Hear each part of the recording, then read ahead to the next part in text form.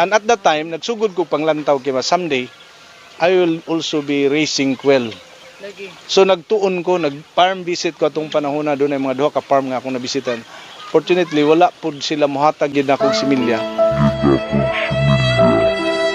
I started it tungod sa kagamay nga kapital, murag 500 na akong kwarta atong panahon na. Doon na lay mga 13 kabuk na ako nga pugo. Unya after a year kibali, we were able to put up this. Unya sa akong gikwinta tanan mga tangkal ug tanan sa mga number of heads kibali, akong gikwinta kabat na siya sa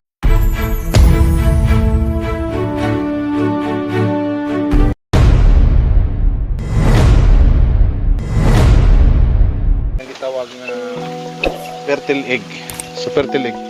Ang fertile egg na ko na maka-produce ko fertile egg mga around 200-250 a day sa fertile egg. Pero ang duration sa fertile egg lahi siya ikumpara nimo sa table egg. Ang table egg para sa table egg ni siya. This egg is kuan kanang capable to endure in a cold place lang kibali 3 weeks up until 1 month di siya madaot. Pero kining fertile egg, ang fertile egg, kining example, kining mga fertile egg, kini siya, after 1 week, magsugod siya develop. Kaya naman siya embryo, magsugod siya develop. So magbasa ang iyang itlog. Okay. So, dili kayo siya maayo sa consumption na dayon. Ano siya ang kuwan? Oh, fertile na siya, mga fertile egg niya siya. Kaya nga nung fertile So, siya. wala to na siya, pastor, nga mong piso na pod, ana. Oh, pero ikaw na siya, butang sa incubator. Incubator lang siya. Oh, incubate siya. Pero kini siya, kuha siya, puro mga bayan ni siya, kuha siya, table egg hapon ni siya. Ang kalainan sa fertile egg, table egg na ni. Ang katong mga table egg, mo na ikibali nga mga pugo, nga natural lang siya nga nangitlog, nga, pero walay laki. It's just a result of balanced diet. Mo na siya characteristic sa Paul. Ang Paul, bisan pag walay laki, basta sakto ang iya ang nutrients, ang iyang intake ibali, mangitlog na gina siya. Ang nakalain lang kung doon ay laki, mangitlog sila nga fertile, nga pwede siya imong ipa-reproduce. So, mo na siya. So ang kining kuan, kining fertile egg, manang dili siya maayo para sa imong kuan. Di man mo i-stock pananglitan ang market ug dili dahil mahurot. Problema ang imo ang disposal, madaot siya. Manglawas ang mga piso. Oh, mga dili na po, dili ganahan ng At uban. na pod, lahi na pod yung lasa. Ipugulot na nimo siya. So kini siya, kuan na siya kaning table man ni siya.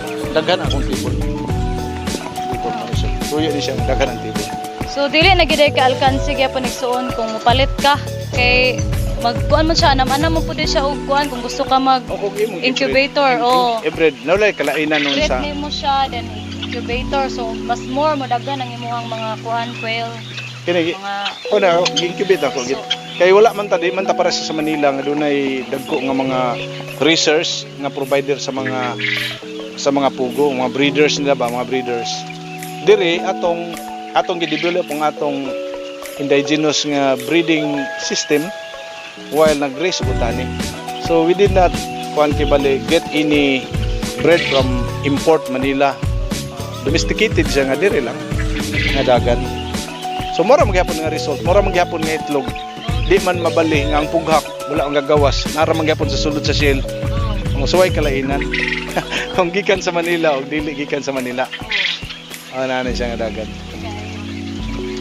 okay, gini siya nga negosyo no kay less hassle gid sa imuha. Magwala ka sug isa ka tawo kung busy ka, kung di ka busy, pwede ra ikaw mangunay. I can also kung dili sa to magkuha og ganang mga materials para buhion, we can also mentor or teach how to raise pugo. In fact, isa sa Eskwelania University dito sa Claveria kanang USTP, University of Southern Philippines o Globe Technology in the Philippines.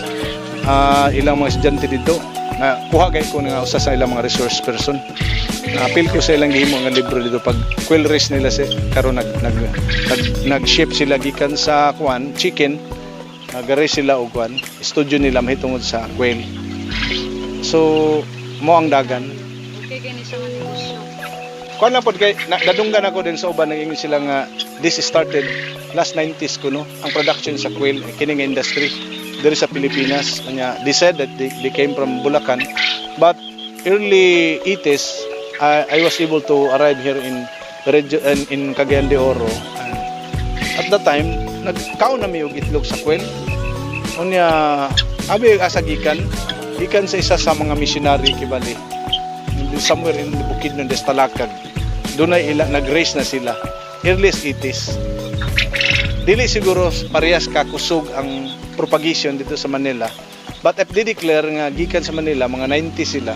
Pero diri, ako nabantay ni siya, early 80s. Diha na quail racing na hitabo diri. And at that time, nagsugod ko panglantaw kaya someday, I will also be racing quail. So nagtuon ko, nag-farm visit ko atong panahon na doon ay mga duha ka farm nga akong nabisitan. Fortunately, wala po sila muhatag yun akong similya when I was assigned in Claveria. But pag-abot na ako dito sa Agusan, dahil akong amigo nga engineer nga, nagpuhi siya, pipila po kaulo. Nagpaambit siya sa ko, ang mga 12 ka buhok, dito ko nagsugod. And since then on, I keep racing and racing.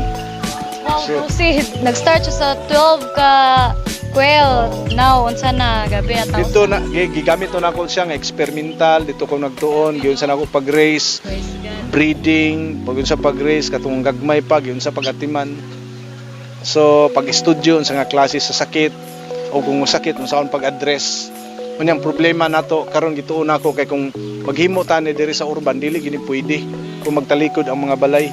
So, apply nato ang technology sa kuan kibali transfer technology sa kanang Korean system kanang natural farming. Mo nang gi-applyan nato siya o kanang gitawag na enzyme. Gamitan nato enzyme. Kay bisag na diri naglukod tuon mga amateur of 2 meters lang. Pwede ka maghigda diha nga dili ka madisturbo sa baho. Na nga sistema. Kaya ano mo siya masimhutan kung musulod na gika diri. Wala gid kanang sa gawas wala siya ibaho. sa kuan na siya sa kining kuan ba sa bahog nya katugan na doon ni maho tungod sa patay to nga ako ra pong gibutang din na wala na ako taklubi gamay ra kay nipis. Isa po siya nga makapa. Unya na po gigamit na to kaning tan-aw nimo na yung mga bags tan-aw pwede ikuan na tong mga bags part na sa natural kibali. Natural approach kibali sa farming na to. Nagagmay nga naglihok na siya. Uban nagingon na siya mga black bags pero Korean bags. Ang trabaho na nila ilang kaunon ang iti. Unya doon ay fast decomposition. Unya ang hitabo ang ilang kaunon na nila mo na to ang murag ug sa wati pa ni murag mo serve murag vermicast na dayon ang resulta. So bisan ang basa nga matamakan nila kalibang nila mo nang mauga. Daghan kay mga patay diri nga ibutang na ko din ha. Pagdugo ka na nila, dili na maabdan og kabuhi kayo. Makalabira siya after 24 hours kibali. Dili na maabot nga kuan tungod kay kanang gitawag na do na may pastor. Mga bag. nagkuan na siya kay wa man siya spray og insecticide. Okay. Tungod indication na siya nga do na natural adaptation. Start with a few. Pero ako na lang ginang gibuhi pod kay makatabang kayo. Dili ko na siya maka-apektor sa Wala, apekto kung mabot sa siya diri sa pugo, pwede sila kaunon. Pero dili makaunsa.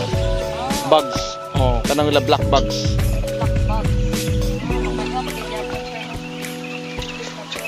Daghan kay na siya. Muna black bugs. Kani basa pa ni ganina. Kung maagian na matupukan nila, kaunan nila, di ba? Mala na siya. Biotic. So, ang ilang i-produce diri nga dang, isprehan nimo siya o kanang katong microorganism. Ang microbes man to siya, microorganism. Ang microorganism that is anti-ammonia. Pag anti-ammonia, makatabang to siya. Pag igo siya anti-ammonia, tungod kay dili siya synthetic, dili katong kanang insecticide ang imong gi-spray. Mudugok po na siya kini mga bugs. Pag dugok sa bugs, mag-develop siya. So, ang drop sa mga pugo, kibali, iyang kaunon. So, ang process sa decomposition, paspas siya, ang process nga dili baho.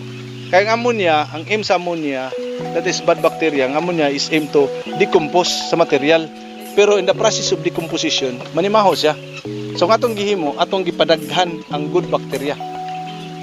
Pero nga enzyme kibali. Nga, ang mahitabo, madugmok ang ilalom na, maputi lang siya. Tungod sa ammonia, sa kuwan ka na gitawag, anti-ammonia. Mag-start og business. Recommended kay ning kuan kaning quail gyud kay walay madaot ani daot ani nga mga kwan, mga eggs. Okay kayo. Okay kayo. So igsoon kung naamoy time, anhin mo diri sa kay Pastor Kulot, no? Pwede kay nimo siya ma-istorya o magpatudlo po doon saon. Ha? Ikaw, invite Pastor. Oh, akong invite mo nga kwan dili na to ihikaw kining atong discovery ug atong naabot nga pagpundar ani nga buluhaton. Dili man nimo atong main lugar nga trabaho kay tinawag man ta alagad sa Ginoo, pero dili pud siya gapos ang pagkalagad sa Ginoo nga dili ta mga pangitaw another alternative kibali nga para labi na ni mga panahon sa ka-pandemya o ka-piki kibali, at least dunay magamit nato nga additional sa atong mga income. So makatabang ni siya og di mahalin nimo itlog, pwede nimo kawunon. Okay kayo og di gyud mahurot nyo kaon hatag sa silingan. Malipay ang silingan. Hallelujah. Additional ministry ni siya. Akong invite mo nga kwan dili na to ihikaw kining atong discovery ug atong naabot nga pagpundar ani nga buluhaton. Dili man nimo atong main lugar nga trabaho kay tinawag man ta alagad sa Ginoo, pero dili pud siya gapos ang pagkalagad sa Ginoo nga dili ta mga pangitaw another alternative kibali nga para labi na ni mga panahon sa ka-pandemya o ka-piki kibali, at least dunay magamit nato nga additional sa atong mga income. So makatabang ni siya og di mahalin nimo itlog, pwede nimo kawunon. Okay kayo og di gyud mahurot nyo kaon hatag sa silingan. Malipay ang silingan. Hallelujah. Additional Praise ministry ni siya. Oh. Pero pananglitan og mag-consider ka nga mobuhi ka ni seriously. Kwanta ka ng uban sa atong kapasidad, sa ato lang maabot po, pwede ta makatabang sa inyo, maka-provide sa mga technicalities kibalo, how to do it, how to start it, unya.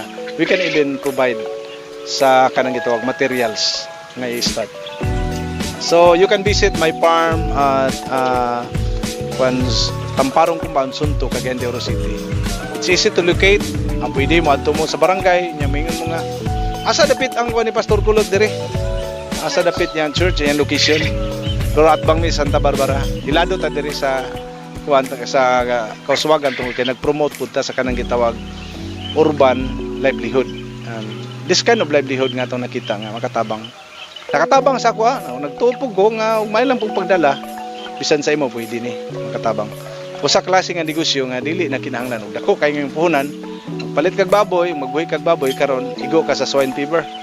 Unya kung ugaling walay swine fever, you start it ibutang ta dili pwede gisara imong paliton mga at least tulo. Pero sa tulo kibali paliton nimo tag 2,000 kapin, 2,500. So dunay 7,500. Unya pananglitan ng namatyan kag isa ka baboy, di na jud ka kabagon, hindi na jud kana. Unya mag-wait ka 4 to 5 months usa pa ka maka-harvest. Pero kini garantisado, i-guarantee na ko sa imo, makakuha ka na og binhi kibali nga nag-edad og 20 days, a matter of maximum of 3 weeks, you start to have harvest. Unya ang imong puhunan magsugod og pagbalik sa imo unya ang imong maintenance, ang iyang kaugalingon nga harvest, mo nay makakuan sa imo magbalik na sa imo. I started it tungod sa kagamay nga kapital, murag 500 na akong kwarta itong panahon na. Doon na lang mga 30 kabuk na ako nga pugo. Unya, after a year kibali, we were able to put up this. Unya sa akong gikwinta tanan mga tangkal o tanan sa mga number of heads kibali, akong gikwinta kabat na siya sa 120,000. And that's how God prosper kibali. Sa na-put up lang kibali, wa na labot sa akong gisulti din mo kay daghan naman po nagduol sa ako ang nagkuha og binhi, nagpalit sa binhi. Siyempre, kung nag-provide ko sa ila, nakagama, nakaginansyaw, nakasapi pagod kamay nito. Reserve mo po Pastor nga mo. So I can now produce and quilde, it can produce thousands of eggs every day. So na siya. Wa na ko iplabad unsay ako ibahog. Okay, ang ila ang abot itlog, ako lang ibaligya. Ngolay palit sila unya ang sobrado nila, ako nang ginansya. So wala ko yung problema. Bisag wa ko yung kwarta sa akong bulsa, pero di ko magproblema. Unsay akong ipalit sa bahog. Mao gyud. Kay na may itlog. O napagay akong may itlog, wa pa na ako namahandos. O karon na pa'y nagpaabot, na pa-deliver 500, na pa-deliver 1,000. So kwarta na siya. What a blessing. Unang gayon, what a blessing. Diba? So, pwede na to i-post po ang imuhang contact number if ever, Pwede post. Aron mas dali ang ilahang pag-contact sa imo. Pwede kayo. Sige. So see you. Anhilang mo dire. Ug daghang salamat Pastor Kulot sa Salamat po sa panahon atong vlog, no? na Tagalog higayon nga maka-air out ta kay First time. First time ni siya. First time na ako po nakasulod dire. Oo. Hallelujah. Nasunod ako. Daghang salamat. God bless everyone. Okay.